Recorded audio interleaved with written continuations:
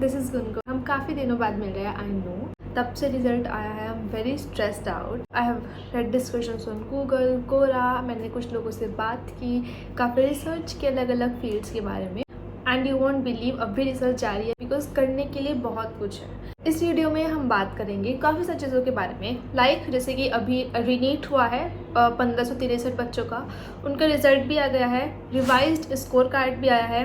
दूसरी बात, सारे बच्चों का रीनीट होगा नहीं होगा, and if I am preparing for रीनीट और नॉट, वो बात हम आगे करेंगे।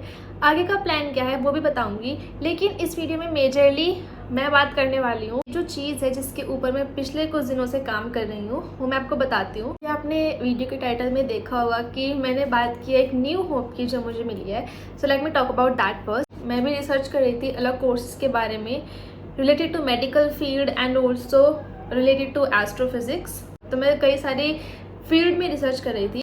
अभी मेरे दिमाग में क्लिक किया that I come under defence quota. I don't know ये बात मैंने पहले क्यों नहीं सोची थी, सो सिली ऑफ मी।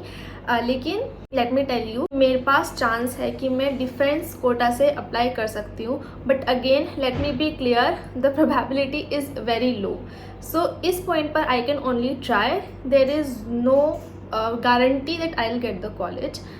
प्रोबेबिलिटी बहुत कम है। अभी मैं आगे एक्सप्लेन करूँगी क्यों, मैं आपको आगे बताती हूँ कैसे मैं अप्लाई करूँगी और क्या क्या एलिजिबिलिटी क्राइटेरिया है अप्लाई करने के लिए। So please watch video till the and.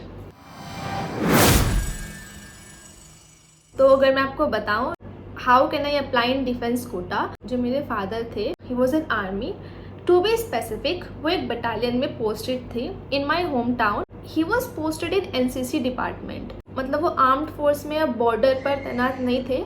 He was in a battalion, he used to do office work. अब वो रिटायर हो चुके हैं, so I can apply as an ex service man. I am a daughter of an ex service man. The one thing I really wish is my life would be different if my father was with me at this time. It is what it is, I cannot change it.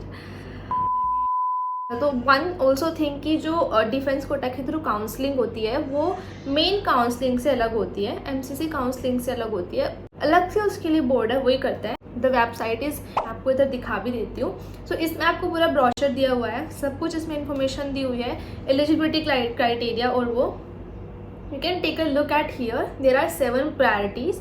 इस priority में मेरे father lie करते हैं, he lies in the priority 6। He is an ex serviceman. इसमें होता क्या है, defence Kota के लिए बहुत कम सीट्स रिजर्व्ड हैं। सबसे पहले जैसे आपने अप्लाई कर दिया सब बच्चों ने, तो जो सीट डिस्ट्रीब्यूट होती हैं बाद में वो ऐसे होती हैं कि पहले प्रायोरिटी 1 के सारे बच्चों को सीट मिलेगी, देन प्रायोरिटी 2 के, देन प्रायोरिटी 3 के, and then priority 4। I come in priority 6, right.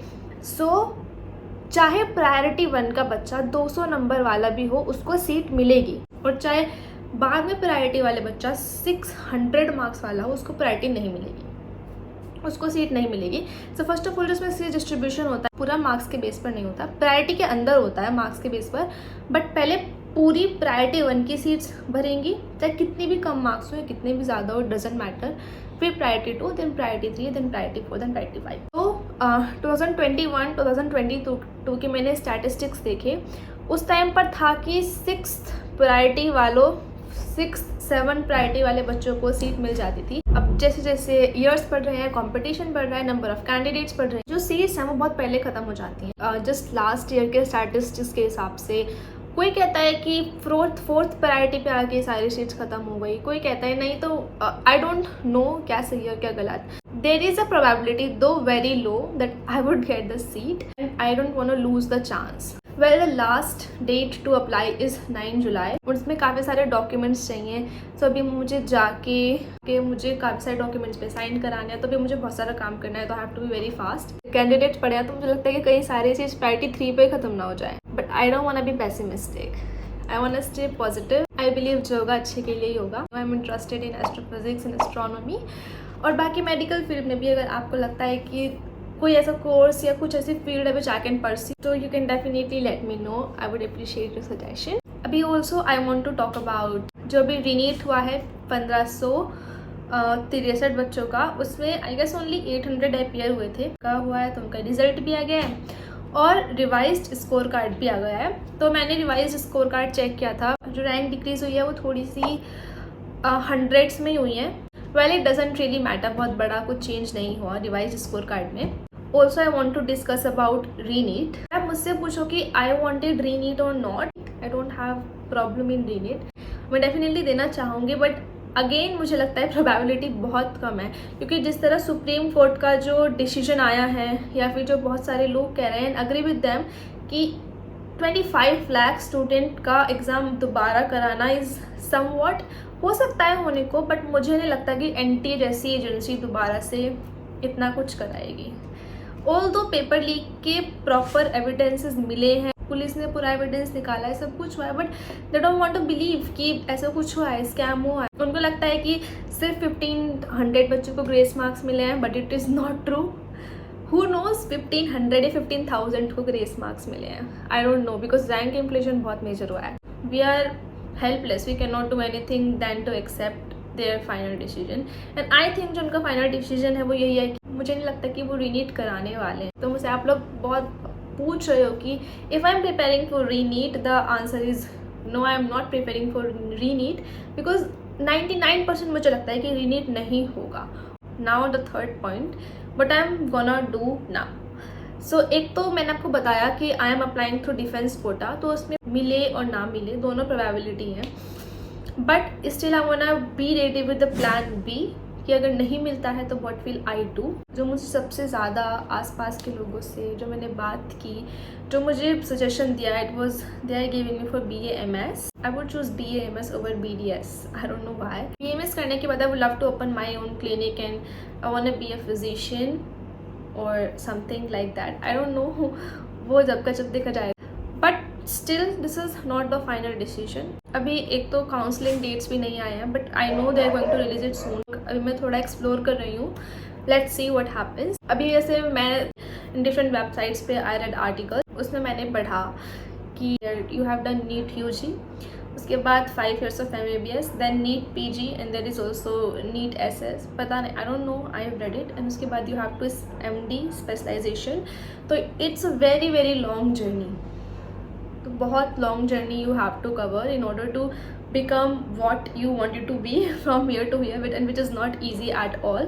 अभी जिस दिन मेरा पक्का डिसाइड हो जाएगा what I'm gonna do, I will definitely make a video and let you guys know कि मैं क्या फाइनल डिसाइड हुआ है। मोस्ट ऑफ द थिंग्स में भी कुछ स्कॉलरशिप भी देख रही थी कि for example if I go for private institution कि मुझे कोई स्कॉलरशिप मिल जाए, बट द फैक्ट इज काफ़ी चीज़ों की एप्लीकेशन डेट निकल चुकी है। समवन सजेस्टेड मी IISER, उस फील्ड में आप इसरो में जा सकते हो, तो उसकी भी डेट निकल गई है। मतलब मोस्टली जो मैं भी एक्सप्लोर कर रही हूँ, जो मुझे लग रहा है कि ओके दिस इज़ फाइन या ये ठीक है, कि रजिस्ट्रेशन डेट निकल चुकी है। बाकी अभी तक के लिए इतना ही है, दिस वाज द अपडेट। अभी कुछ आगे में डिसाइड होता है तो मैं डेफिनेटली आप लोग के साथ शेयर करूँगी। Well this was the video, I really hope आप लोगों ने पूरी वीडियो देखी हो and you like the video. Also I don't know if you guys noticed it, but I got a new hair cut. I got like you know curtain bangs,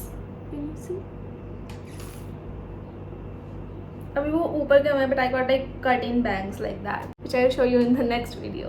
अभी मैंने आपको बताया था कि हम शिफ्ट हुए विलेज में, which is not a village, मतलब like we are living in a colony which is inside a village. तो please look forward for new content. I will be sharing blogs, I will be sharing how I am spending my day after the exam, what I am doing in my whole day. तो again I am telling you कि you are open to suggest anything you want. आपको अगर लगता है कि anything I should do, you can suggest it. अगर आपको कोई वीडियो चाहिए नोट्स वगैरह के ऊपर, या आपको कुछ प्रिपरेशन टिप्स या व्हाटएवर, तो आप लोग कमेंट कर सकते हैं। So this was it for this video. I meet you in the next video.